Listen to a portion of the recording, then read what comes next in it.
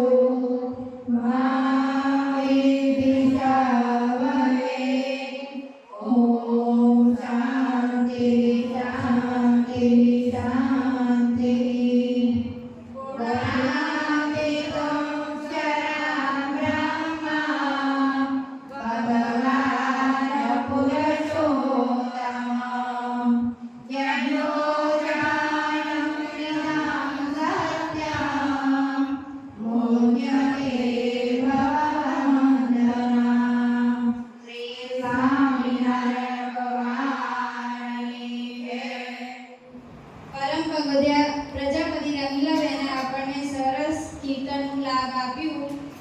એમના માટે BFSની તાલીમ થઈ જાય. 1 2 3 1 2 3 અક્ષર પુરુષોત્તમ.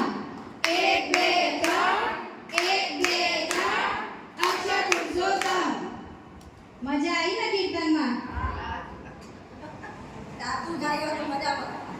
મનનો મોરલિયો રટે તારું નામ,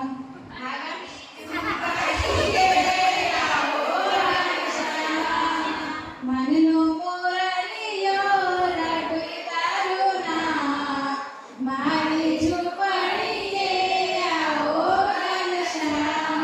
નેક્સ્ટ ટાઈમ ગાઈસ.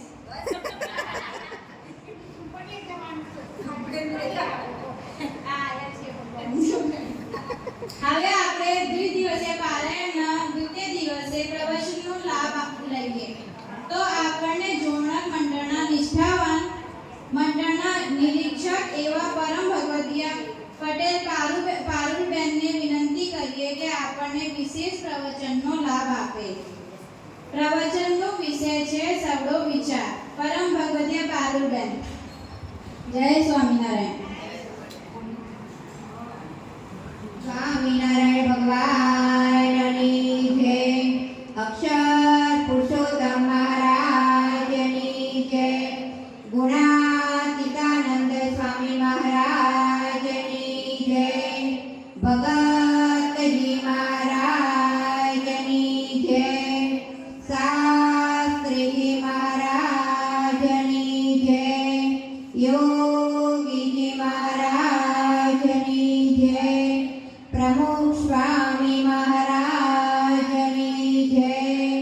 મહંત સ્વામી મહારાજની જય. સુરત અક્ષરધામ મહોત્સવની આજે વિશેષ પ્રવચનનો વિષય છે સવડો વિચાર. દરેક વ્યક્તિના મનમાં બે પ્રકારના વિચાર આવે, તો એક સવડો વિચાર અને એક અવળો વિચાર. સવડો વિચાર એટલે સારા વિચાર અને અવળા વિચાર એટલે ખોટા વિચાર. તો એક વખત એક ફકીરને રસ્તે જતા હશે તો રસ્તાની અંદર એમને દોરડું મળ્યું. તો તેણે દોરડું હતું તો એ પોતાના ખભે નાખ્યું અને પછી ત્યાંથી ચાલવા માંડ્યો. પછી ચાલતા ચાલતા ખ્યાલ આવ્યો કે જે દોરડું એની ખભા ઉપર નાખ્યું હતું ને એ દોરડું નીચે પડી ગયું અને ખોવાઈ ગયું.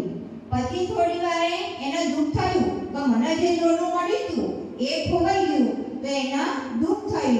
પછી એને વિચાર કર્યો કે રસ્તા પાયાની નહીં થા, તો એમને શાંતિ થઈ ગઈ. આ પ્રસંગમાં વ્યક્તિ અને પરિસ્થિતિ તો એ જ છે. શું બદલાયું છે? વિચાર. જેવો વિચાર બદલાય તો એમના દુઃખને બદલે શું થયું? સુખ થયું. ફકીરને વિચાર બદલાયો અને સવડો વિચાર થયો તો એમને દુઃખ થયું નહીં. તો આપણા જીવનની અંદર પણ આવું બનતું હોય છે. આપણને કોઈ વસ્તુ પ્રાપ્ત થાય પછી એ વસ્તુ આપણને ખોવાઈ જાય તો પણ આપણને દુઃખ થાય, પણ આપણે જો સવડો વિચાર રાખીએ તો આપણને એ દુઃખ થાય નહીં. એક ગુરુ અને શિષ્ય જંગલમાં ઝૂંપડીમાં રહેતા હતા. ત્યાં એક ગાય આવી.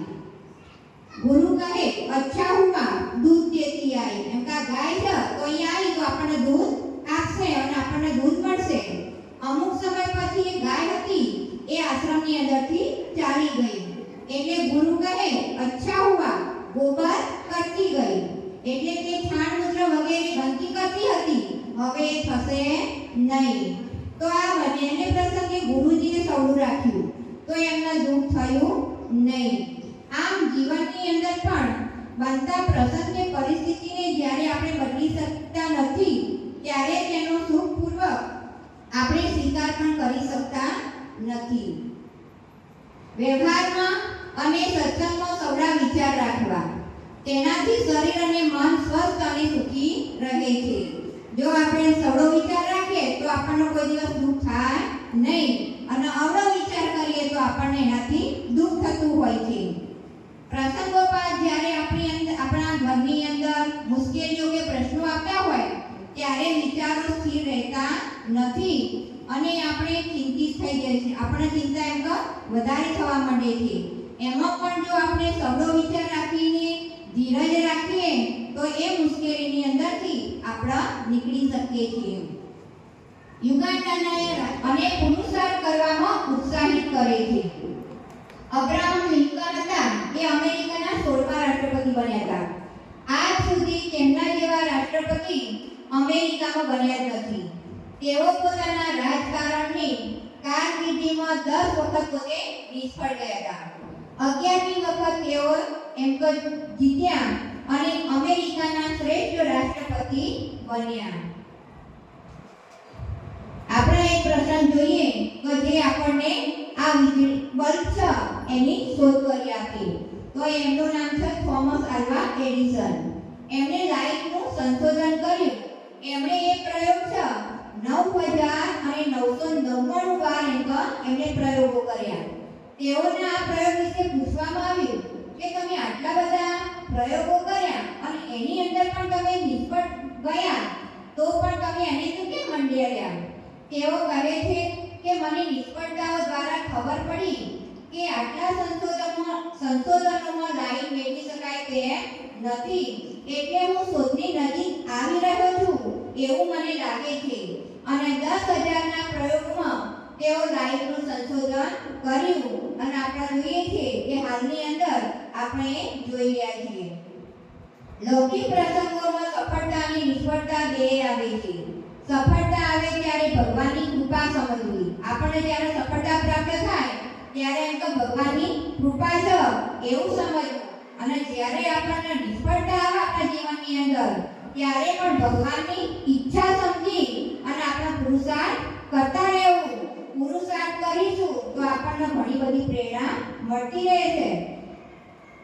અત્યારના આધુનિક પ્રેરણા આપનાર વક્તા, motivational speakers positive mental attitude અર્થાત સવડા વિચાર કરવાનું કહેતા હોય છે. આ કરવાથી વિઘ્નોને ઓળંગી શકાય ને સફળતા પ્રાપ્ત કરી શકાય છે. આપણે કોઈ પણ કાર્ય કરીએ અને એની અંદર જો સવડો વિચાર રાખી કરીએ ને તો કોઈ પણ એમ તો સફળતા આપણે પ્રાપ્ત કરી શકાય છે. અને નિષ્ફળ થઈશું એમ કરીને બેસી રહીશું તો આપણા જીવનની અંદર આગળ વધી શકીશું નહીં. બ્રહ્મ સ્વરૂપ શાસ્ત્રીજી મહારાજને ગઢડાના ટેકરા ઉપર શ્રીજી મહારાજના સંકલ્પે મંદિર કરવું હતું. તો તે સમયે ભાવનગરના મહારાજા હતા કૃષ્ણકુમારસિંહજી. તેમણે તામ્રપત્ર ઉપર લખી આપ્યું હતું કે આ શાસ્ત્રી યજ્ઞ પુરુષ દાસને કશું જેટલી પણ એમ પર જમીન આપવી નહીં. પરંતુ સ્વામી જ્યારે ગઢડા આવે ત્યારે ટેકરા પાસેથી પસાર થાય ત્યારે તેઓ કહેતા કે મારે તો આ ટેકરા ઉપર મંદિર કરવું છે. તો શાસ્ત્રીજી મહારાજને 33 વર્ષ પછી એમ કે ટેકરા ઉપર જમીન મળી અને પછી ત્યાં ટેકરા ઉપર મંદિર થયું. યોગીજી મહારાજે પણ 1968માં દિલ્હીમાં યમુના કાંઠે મંદિર કરવાનો એમને સંકલ્પ કર્યો હતો. યોગીજી મહારાજે તેવો સંકલ્પ કર્યો એટલે તેના માટે ખૂબ પુરુષાર્થ પણ કર્યો કે જમીન ક્યારે મળે. અને ત્યાર પછી પ્રમુખ સ્વામી મહારાજે અનેક વાર પણ એમને પોતે પ્રયત્ન કર્યા અને સંતો દ્વારા પણ એમને તપાસ અને જે જમીન માટેની કાર્યવાહી હતી એ પણ એમને ચાલુ રખાવી. સ્વામી શ્રી કહે યોગીજી મહારાજનો સંકલ્પ છે એટલે તો મારે યમુના કાંઠે જ મંદિર એમ કરવું છે. અને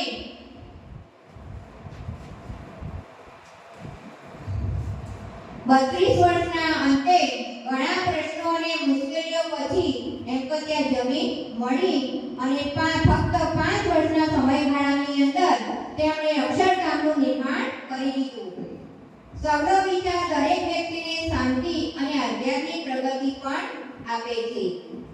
ગામના લોકોએ સંત તુકારામ હતા તો એમની મસ્કરી કરી.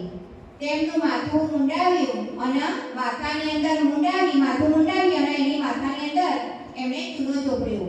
ગળામાં રીંગણા અને બટેટાનો હાર પહેરાવ્યો અને ઢોલ વગાડી અને અવળા ગધેડે બેસાડી અને ગામની અંદર એમણે સવારી કાઢી.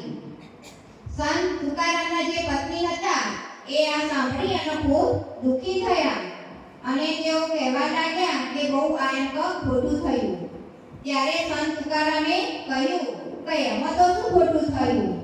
આપણી પાસે વાળ કાપવાના પૈસા નતા તો આ વાળ આપણા કપાઈ ગયા અને ઘણા સમયથી ઘરની અંદર આપણા માથું ધોવા માટેનો સાબુ નતો તો એમ કે આ વાળ કાપ્યા અને ચૂલો લગાડ્યો તો જે ખાંડો હતો એ મોઢામાંથી જતો રહ્યો.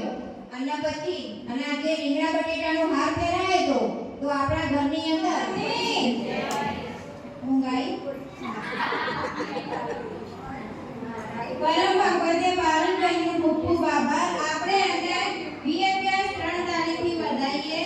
1 2 3 અક્ષર પુરુષોત્તમ. 1 2 3 1 2 3 અક્ષર પુરુષોત્તમ. હવે આપણે પારાયણની પૂજન વિધિ તેમજ આરતીનો લાભ લઈએ.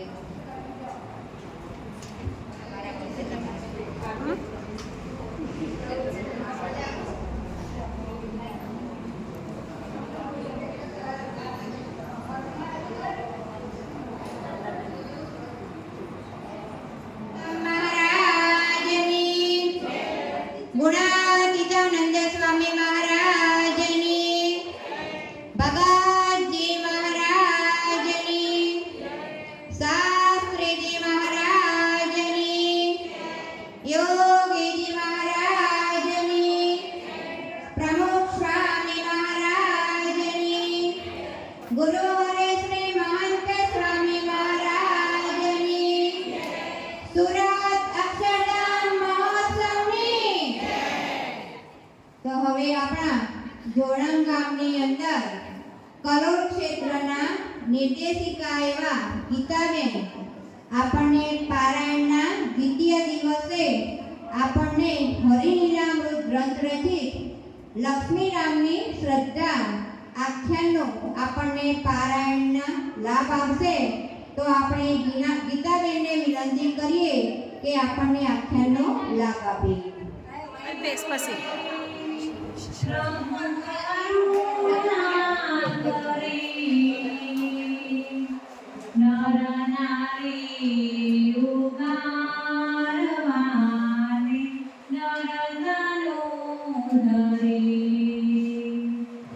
સ્વામિનારાયણ ભગવાનની જય. અક્ષર પુરુષોત્તમ શ્રી જય.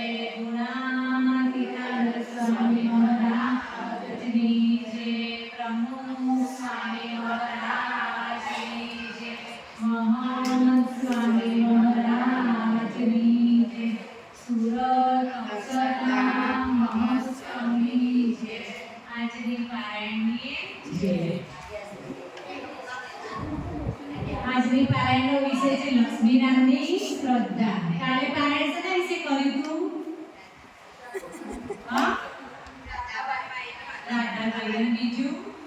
નાનું પ્રવચન હશે ને?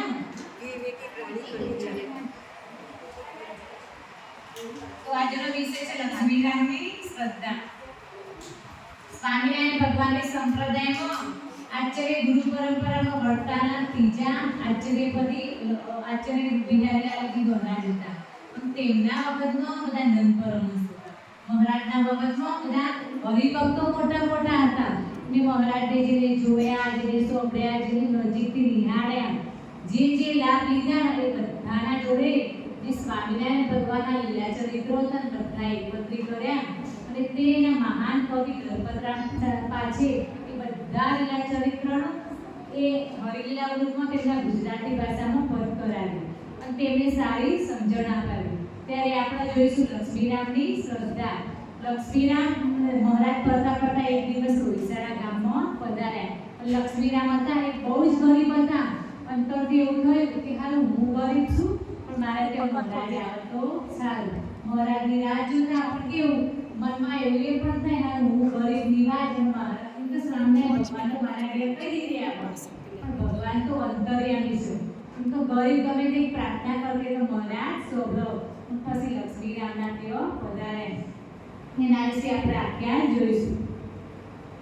પાતુરા પીઉરિત પ્રમાણે વિચર્યા પછી ઉઠી વહાણે રાત જોઈ રોઈ સાણે અરક્યા હરિજન તે હકાળે વિપરત્યો જાલ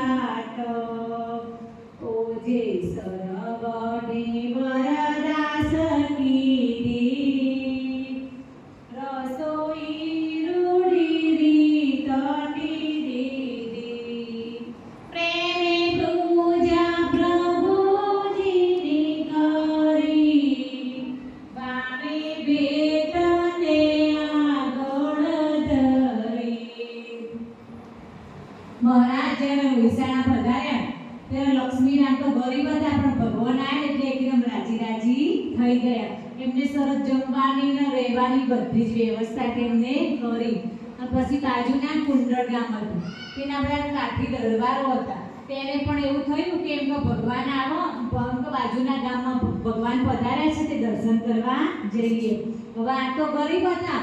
ભગવાનની તો બધી આપતા સાપતા જમવાની રહેવાની વ્યવસ્થા કરી પણ આ બધા દરબારો આવ્યા કે ઘરમાં અનાજ પણ તો એટલું બધું હોય નહીં. આપણે કોઈ મહેમાન આવે તો ઘરમાં કેટલી બધી પહેલાંથી પણ તૈયારી હોય છે અને આ તો ગરીબના ઘેર તો ક્યાંથી આવે. પણ જે સ્વામિનારાયણ ભગવાન આવ્યા ને રાજી રાજી થઈ ગયા એટલા જ આજુ દરબારો આવ્યા ત્યારે પણ રાજી રાજી થઈ ગયા. મોઢું પણ ના વગાડ્યું એ લઈને આવ્યા હતા ઘોડા લઈને આવ્યા હતા. હવે ગરમી હોય તે ઘોડાને કેમ કે ચૂંટણીની એવી વ્યવસ્થા કરી ચોયલા માટે તેમને પાણીની વ્યવસ્થા કરી પીવા માટે પછી ભૂસાની એમની પણ સરસ વ્યવસ્થા કરી. અને જ્યારે આવ્યા ત્યારે એમ તો રાજી રાજી થઈ જાય અને પછી જ્યારે જવાની તૈયારી હતી ને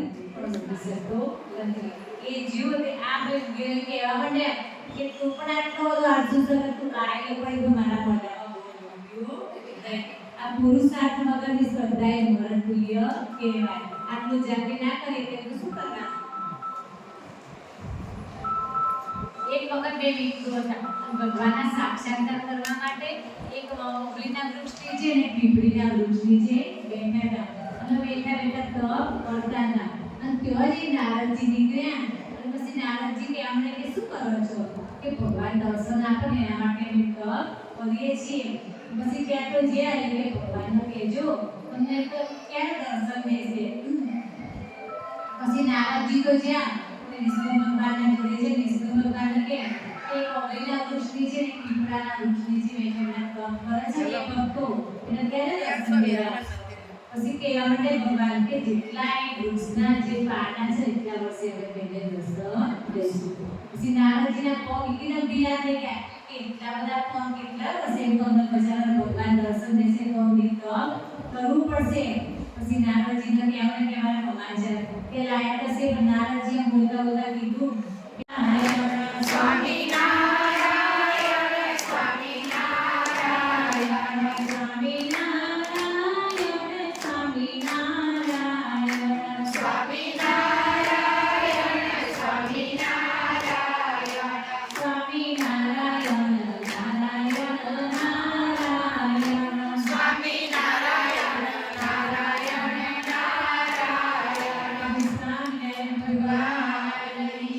એવા ગીતાબેને આપણે લક્ષ્મીરામની શ્રદ્ધા વિશે આપણને આખ્યાનનો લાભ આપ્યો.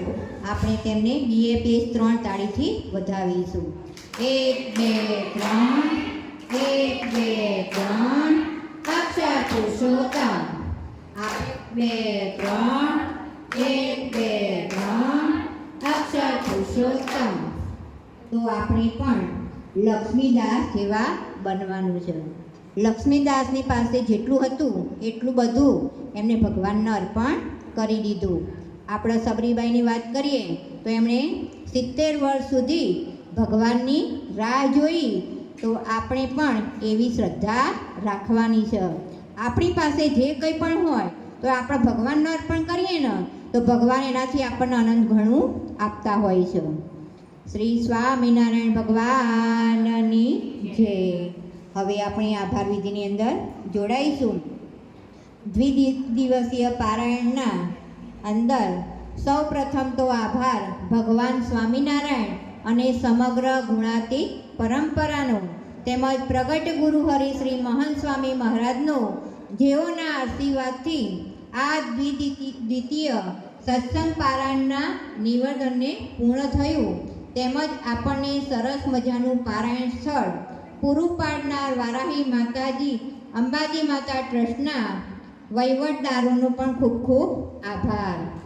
આપણા ક્ષેત્રના નિર્દેશિકા પટેલ ગીતાબેન કે જેઓએ પોતાનો અમૂલ્ય સમય ફાળવી કલોલથી અહીં પધારી આપણને લક્ષ્મીદાસની શ્રદ્ધાના આખ્યાનનો આપણને લાભ આપ્યો.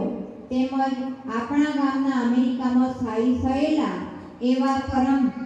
એવા નિષ્ઠાવાન સેવાભાવી પરમ ભગવદીય ગોવિંદભાઈ મફતલાલ વીરદાસ પટેલ જેઓએ આપણને દ્વિદિવસીય પારાયણમાં બંને દિવસની પ્રસાદીની સેવા અને લાભ આપ્યો. તેમજ આપણા સંયુક્ત મંડળના પુરુષ હરિભક્તોએ પણ આપણને સાથ અને સહકાર આપ્યો. એ બદલ પણ એમનો ખૂબ ખૂબ આભાર. ધોળાસણ મંડળના મહિલા હરિભક્તો પણ અહીં પધાર્યા એ માટે પણ એમનો ખૂબ ખૂબ આભાર. તેમજ બધા જ મહિલા હરિભક્તોએ જેઓએ તને મને ધને ખૂબ જ સેવા કરી એમનો પણ ખૂબ ખૂબ આભાર. અને જેમનો આભાર જે આપણે અહીં આવીને પારાયણનો લાભ લીધો, પોતાનો અમૂલ્ય સમય અને પોતાના અત્યારે તો બપોરનો સમય હોય એટલે શું આવે બપોરે ઊંઘ આવે, પણ એ પોતાને ઊંઘને ઠેલી અને આપણને અહીં એમ કે બેઠા સાંભળવા માટે પારાયણ એમનો પણ ખૂબ ખૂબ આભાર. શ્રી સ્વામિનારાયણ ભગવાનની જય. આવી ગયો છે કે આપણે અક્ષરધામના દર્શન કરવાનું. તો જે હરિભક્તોને સુરત એમ કે આવવાનું હોય, દર્શનનો લાભ લેવાનો હોય તો બધા 100 રૂપિયા આપીને પોતાનું નામ નોંધાવી લે. શ્રી સ્વામિનારાયણ ભગવાનની જય. આપણે હવે વિદાય મંત્ર વિદાય શ્લોક બોલી આપણે પ્રસાદી લઈને છૂટા પડીશું. ગુણાતીતં ગુરુ પ્રાપ્યં બ્રહ્મરૂપં નિજાત્મનં વિકાર્યદાય ભાવેન સ્વામિનારાયણં ભજે. શ્રી હરિ સાક્ષરં સર્વદેવેશ્વરં